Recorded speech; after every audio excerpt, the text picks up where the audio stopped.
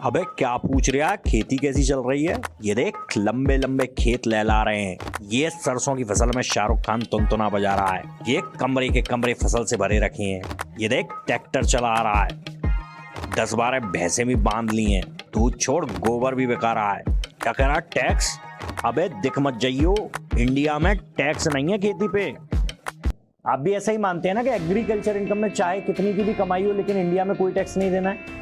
क्या हो अगर मैं ये कहूं कि ऐसा नहीं है? क्या हो अगर मैं कहूं कि ऐसा प्रैक्टिकली हो नहीं पाता? चलिए मैं ऐसा कह ही देता हूं क्योंकि यही इस वीडियो सीरीज का काम है। नमस्कार, मैं हूं CS राघव चतुर्वेदी और खाता गुरु टैक्स एक्सपर्ट की मिथ बस्टर सीरीज के इस वीडियो में आज बात करेंगे एक ऐसे मिथ की जो इंडिया में बहुत ही वाइडली स्प्रेडेड है। लोग अक्सर ये मानते हैं कि एग्रीकल्चर इंडिया में एक ऐसा बिजनेस है जहां पे आप करोड़ों का बिजनेस भी यदि करते हैं तो आपको कोई टैक्स देने की जरूरत नहीं है। पर क्या वास्तव में ऐसा है? यदि आप एग्रीकल्चर इनकम इंडिया में कमाते हैं तो आपकी इनकम को पूरी तरीके से टैक्स फ्री होने की एक ही महत्वपूर्ण शर्त है कि आपके पास फिर एग्रीकल्चर के अलावा कोई और इनकम ना हो। कहने का मतलब यह है कि यदि आप एग्रीकल्चर इनकम कमाते हैं जो सालाना की 2 लाख, 5 लाख, 10 लाख, 20 लाख, 10 करोड़, 20 करोड़, 50 करोड़ भी हो तो भी कोई टैक्स नहीं है, बशर्ते आप कोई और बिजनेस या और किसी तरीके से पैसे ना कमाते हो।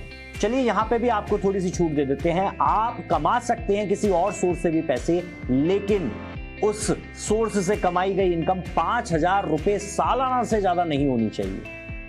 तो इतनी बड़ी लिमिट को देखकर आप समझ ही गए होंगे कि यदि कोई व्यक्ति 5,000 रुपए से ज्यादा किसी भी और तरीके से कमाता है तो उसकी एग्रीकल्चर इनकम भी टैक्स फ्री नहीं रह जाती। तो एग्जांपल के लिए यदि आपकी एग्रीकल्चर इनकम है 20 लाख रुपए और आप 5,000 रुपए से ज्यादा सिर्फ 5500 रुपए की कोई और इनकम कमाते हैं तो ऐसी कंडीशन में आपकी एग्रीकल्चर इनकम पर भी टैक्स लगेगा। जी हां, ये एक वाइडली स्प्रेडेड मिथ है कि एग्रीकल्चर इनकम तो चाहे कितनी भी कमाओ वो टैक्स फ्री ही रहेगी। मेरे पास कई लोग आते हैं जो अपनी सैलरी की ITR फिल कर रहे होते हैं या बिजनेस की ITR फिल कर रहे होते हैं और फिर ये कहते हैं कि साहब मेरे पास तो 5 बीघा 10 बीघा खेत भी हैं, आप इसकी भी इनकम बता दीजिए।